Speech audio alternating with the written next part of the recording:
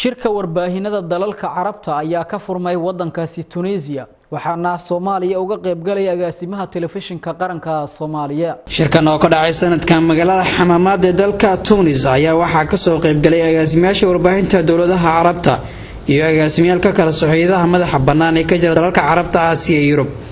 shirkan oo Soomaaliya uu matalay agaasimaha TV-ga qaranka Naasir Xasan Xuseen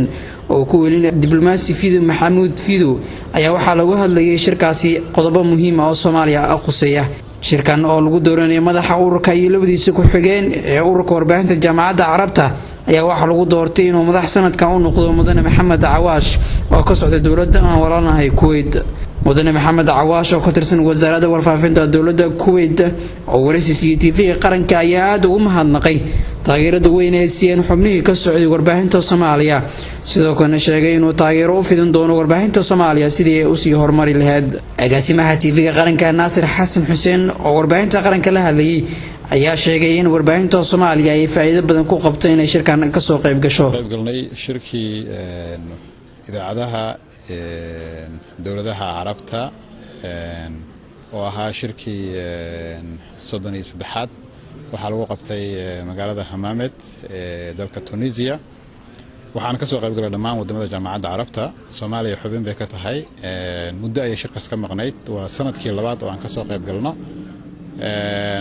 sanadkan ahmiyad gaar ah uu noolahaa maxaa yeelay waxa laga hadlay oo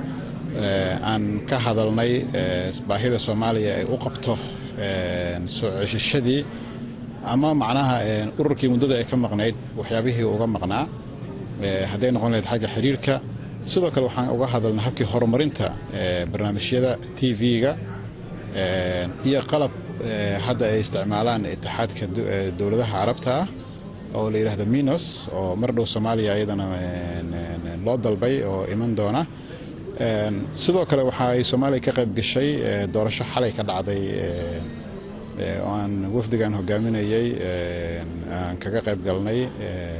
doorashadaas oo lagu doortay inuu noqdo madiir caam oo ka noqdo Dr. Maxamed Cawaash oo Kuwaiti ahna agaasimaha guud ee warbaahinta Kuwait ku xigeenana loogu doortay